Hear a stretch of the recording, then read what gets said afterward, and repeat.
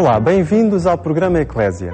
Hoje viemos até à região oeste para uma visita à Biblioteca do Palácio Nacional de Mafra, uma das mais antigas e mais importantes do país.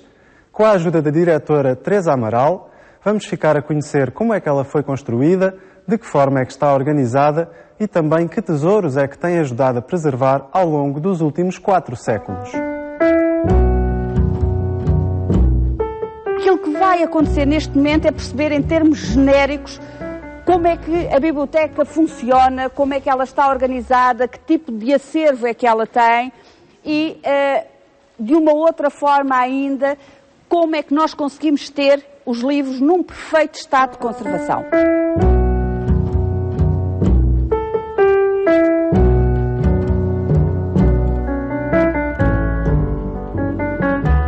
Relativamente à sua composição, nós temos 2 áreas completamente distintas. Portanto, nós temos do centro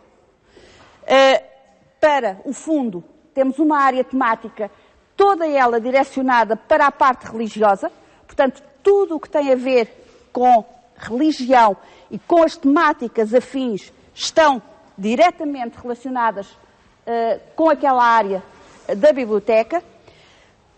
Esta zona aqui temos as outras áreas de conhecimento. Daqui as ciências puras, portanto, começamos a ter as matemáticas, as físicas, as químicas, a medicina, portanto, tudo o que é aquilo a que nós chamamos as ciências exatas. E do meu lado direito, esquerdo vosso, temos as ciências sociais e humanas. Portanto, temos aqui uma perfeita divisão. E se repararem, eu falei daquela zona, falei desta e não falei do centro. O centro está posicionado estrategicamente em termos de áreas de conhecimento. E poderíamos chamar, e está aqui muita gente da área das bibliotecas, poderíamos chamar a área da referência dentro da biblioteca. E porquê é que eu digo que é a área da referência? Porque ali vamos encontrar não só as bases do conhecimento, portanto, tudo o que diz diretamente respeito à literatura, à escultura, à arquitetura clássica, grego e latina, mas também à parte da literatura, que tem a ver com essas mesmas bases de conhecimento. É a partir daí que se evolui e que se vai estudando mais. Mas, para além disso, temos o resto da referência.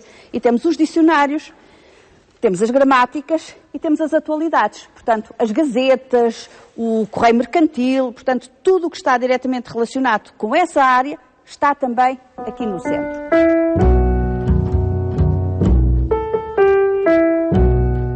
Tenho aqui perto de 30 mil volumes. E se repararem, eu disse volumes, não disse livros. Porquê? Porque temos uma diferença, quando falamos de século XVIII, quando falamos desta época, temos uma diferença significativa entre livros e volumes. Eu no mesmo volume posso ter, e tenho, há vários casos aqui, em que eu tenho 100 títulos diferentes, 120 títulos diferentes. Portanto, isto significa que eu tenho um volume, mas quando começo a desdobrar esse volume em termos de títulos, eu começo a ter muito mais títulos. Portanto, não consigo, neste momento ainda, dizer quantos livros realmente eu tenho aqui. Por outro lado, é sempre muito curioso em termos de línguas aqui representadas, que é sempre outra questão. Essencialmente 3. Português, francês, latim. Português, estamos em Portugal, claro, e estamos a falar já de alguma imprensa em português, portanto, temos aqui muita coisa já em português. Francês, porque todos nós sabemos, éramos uma colónia cultural francesa, portanto, o modelo era França, e de França importa-se esse mesmo conhecimento, mas também os livros que são escritos na língua originária. O latim, porque é a língua de referência e de transferência científica, mas também religiosa. Portanto, isto significa que são, sem dúvida, as 3 línguas aqui com maior peso dentro da biblioteca. Em menor número, o espanhol, o italiano, o holandês, mas também, esporadicamente e pontualmente, algumas coisas em hebraico, algumas coisas em alemão, portanto, mas muito, muito esporadicamente.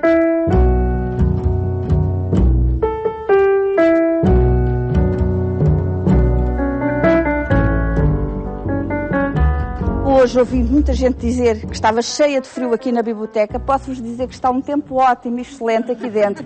Está um dia fabuloso e isto tem a ver com vários fatores. Em primeiro lugar, se repararem, nós temos uma espessura de parede muito, muito grande. Portanto, há logo uma primeira barreira. Depois, nessa primeira barreira, nós temos ainda, entre o acabar a parede e o começar a estante, nós temos umas caixas de ar, que são sensivelmente meio metro, 60 centímetros. Essas barreiras têm uma dupla função. Por um lado, fazem uma estabilização da temperatura que vem e não há nem aquecimentos nem arrefecimentos bruscos. E isso é muito importante em termos de conservação do papel. Por outro lado, essa mesma barreira e os travejamentos de madeira, aliado ao facto de todo este revestimento de madeira, fazem com que a umidade que vem do exterior, e garanto-vos que a umidade aqui em Mafra é muito, muito, muito alta. Nós chegamos a ter aqui níveis de umidade nos 80 e tal %, de umidade relativa, portanto é muito elevada. No entanto, essa mesma caixa de ar, se repararem a própria estante, não temos grandes espaços nas estantes, são espaços relativamente pequenos. Todo este envolvimento de madeira faz com que essa mesma madeira vá fazendo a absorção da umidade. Logo, essa umidade não vai nunca chegar até ao papel. E depois a tal temperatura, como eu vos dizia, que é, sem dúvida, o aquecimento e o arrefecimento é muito, muito lento ao longo do ano.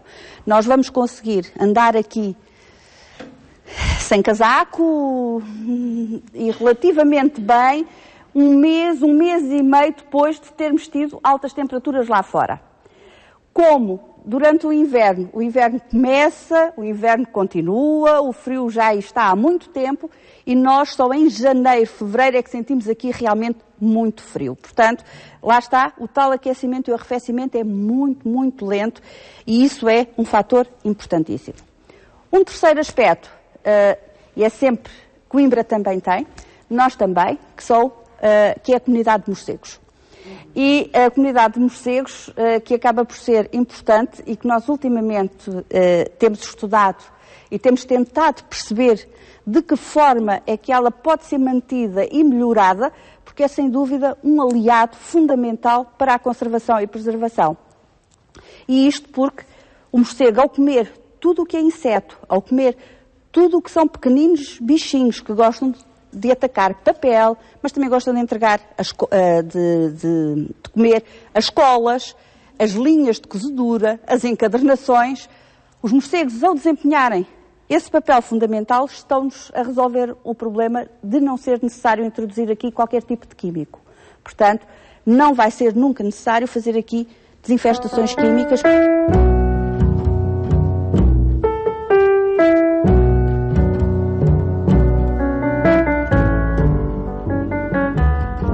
Posso-vos dizer que alguns dos registros vão ser colocados online com o projeto Cesareia. Portanto, nós vamos integrar o projeto. Não somos propriamente uma biblioteca eclesiástica, mas como temos um fundo documental importante nessa área, vamos integrar e vamos começar a enviar os registros.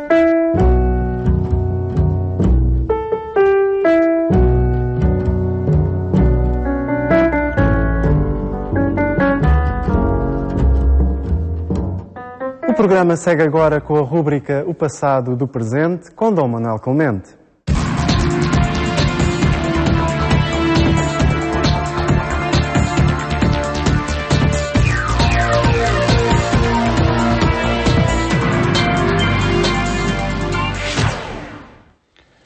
Ao longo do século XX encontramos muitas histórias de vida que nos falam da conversão e da evangelização. Algumas delas estão a ser apresentadas nesta rubrica Passado do Presente pelo Manuel Clemente. Cumprimento. Boa tarde. Obrigado por estar uma vez mais connosco. Histórias marcantes do século XX e que nos informam também acerca deste projeto de nova evangelização, das suas características essenciais. Isso mesmo, Paulo, e sobretudo da variedade de aspectos que geralmente confluem nisso a que nós chamamos uma conversão. É muito interessante verificar que o cristianismo de origem, e não temos outro, é um cristianismo de convivência, não é? Porque Jesus não escreve um livro, não é? Para que as pessoas depois leiam e se convertam. Se instruam, não é? Se instruam, não é isso? Nem sequer faz uma digressão mental acerca, seja de que assunto for, ainda que por mais alto. Não, o que Jesus faz, tanto quanto os trechos evangélicos nos transmitem, é uma convivência. Portanto, junta pessoas à volta do anúncio de uma convivência nova com Deus e com os outros, aquele chama reino. Esse grupo vai passando por aqui e por acolá e ganhando de Jesus uma maneira de interpretar as coisas e de estar presente na vida que é a sua própria, que Jesus traz de Nazaré até Jerusalém, e uma convivência que, mesmo quando parece desaparecer numa cruz e numa morte, afinal de contas reaparece como uma vida e aberta a todos. Isso é convivência. Isso mesmo mostra também esta comunidade, esta convivência de frades franciscanos. Exatamente onde nós estamos. Onde nós estamos, não é? É completamente este baratojo. E aqui a sepultura do venerável Frei António das Chagas é exemplo disso. Portanto, foi alguém que também se converteu. E de que maneira? Porque, enfim, a sua vida tinha sido muito aventurosa em vários aspectos, até que se converte e a partir daí se concentra em tudo aquilo que Deus lhe oferece em Jesus e concretamente na cruz de Jesus, e depois cria aqui, neste antigo convento, que é anterior, um seminário de missionários apostólicos que durante séculos, enfim, percorrerá Portugal a anunciar isto, a conversão a Jesus Cristo, que lá está com as modalidades da sua época, barroca e pós-barroca, mas isso mesmo. Bem, e então, nestes exemplos que estamos a ver de conversão, variadíssimas figuras europeias do século XX, nós encontramos também, enfim, a influência de outros, ou que eles próprios tiveram na vida de outros. Portanto, não é gente retirada nesse sentido de isolamento intelectual ou outro, mas gente convivente, que participa, que dialoga nos grandes debates do seu tempo, e já vimos de países nórdicos, já vimos do centro da Europa, do sul, do ocidente. Agora vamos à França outra vez. E com um pensador que marcou muitíssimo o ambiente católico e não só, concretamente no campo da filosofia e da sabedoria, que é Gabriel Marcel, quem se chamou um existencialista cristão, mas este existencialista temos que ver com cuidado, porque não é uma existência que se fecha em si própria, mas exatamente porque é vivida e convivida se abre à totalidade e por isso se abre a Deus. E, no entanto, tem nessa mesma existencialidade, ou seja, no que é a existência humana, como ela própria se vai refletindo e se vai perspectivando a sua base, o que é muito do século XX. Já transitando a segunda metade do século XIX, mas é muito do século XX. E nós hoje falamos muito em termos de experiência, não andamos muito longe, não é? Eles falavam mais em termos de existência. Mas é bom ler um pequeno trecho biográfico, e esse também será, digamos, cultural, porque dá um pouco o resumo da sua proposta sobre Gabriel Marcel. Gabriel Marcel acabara de enviar a François Mauriac uma nota crítica sobre o livro deste, Deus e Mammon.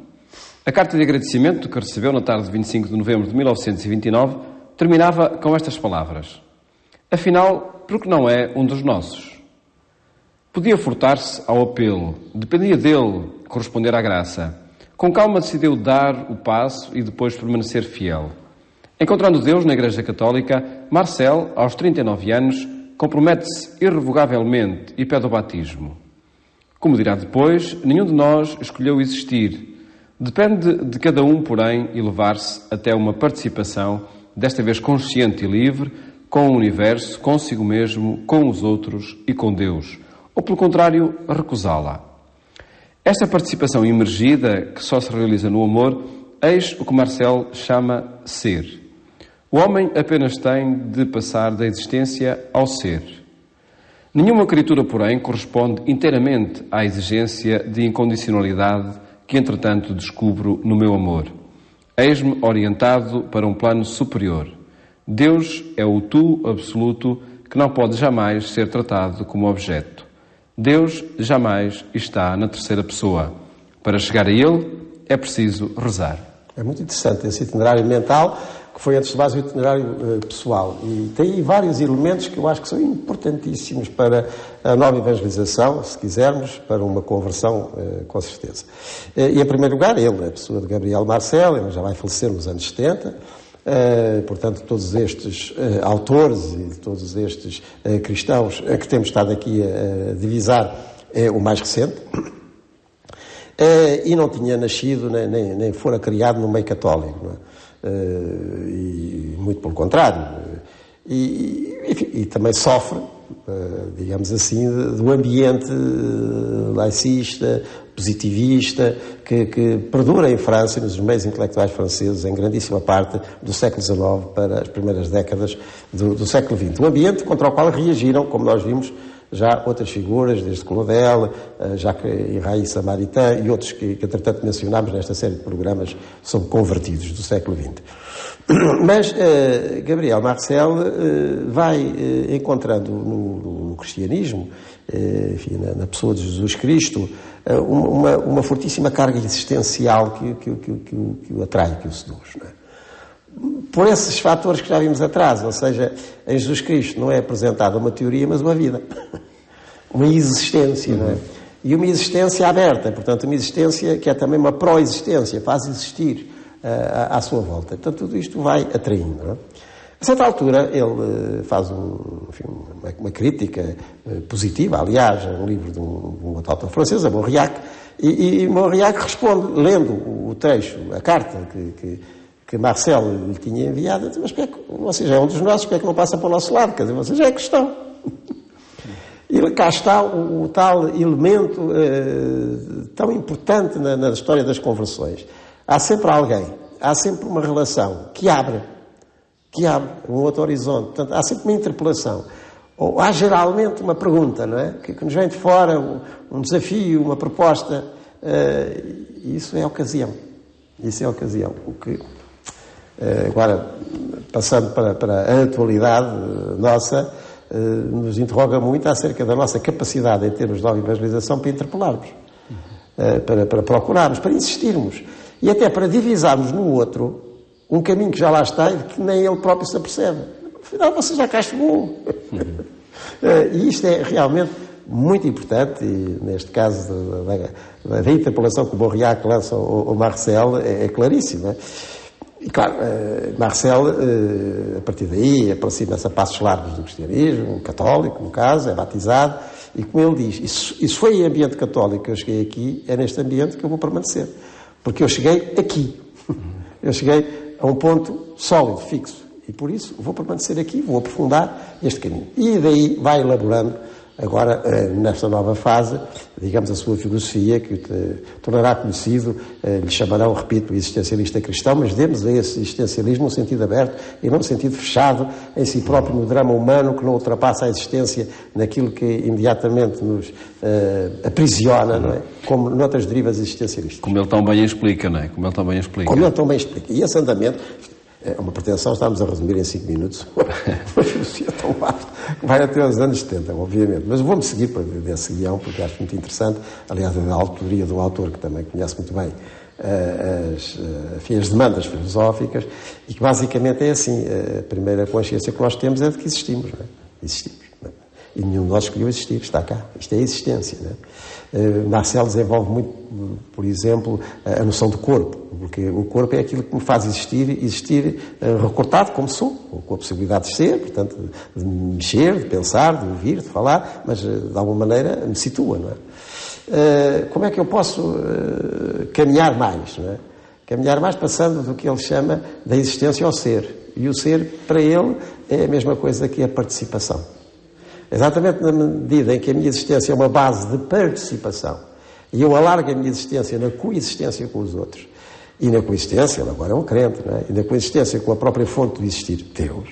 Exatamente na medida em que eu alargo a existência em participação, que eu passo a ser, realmente. Portanto, a vida é um convite a passar da existência, da pura existência, ao ser, através da participação. E depois essa participação é com os outros, como no caso dele também tinha sido tão importante para a sua própria conversão, vimos dessa carta que recebe, mas com o próprio Deus, não como um objeto, porque Deus não é objetivável, Deus transcende qualquer espécie de objetivação que se faça, mas como alguém com o qual eu me relaciono diretamente pela oração, porque não posso ser de outra maneira, porque as coisas objetiváveis são mediações, mas Deus não é uma mediação, Deus é o ser na sua plenitude e com o qual eu só me posso relacionar assim, digamos, diretamente através da oração.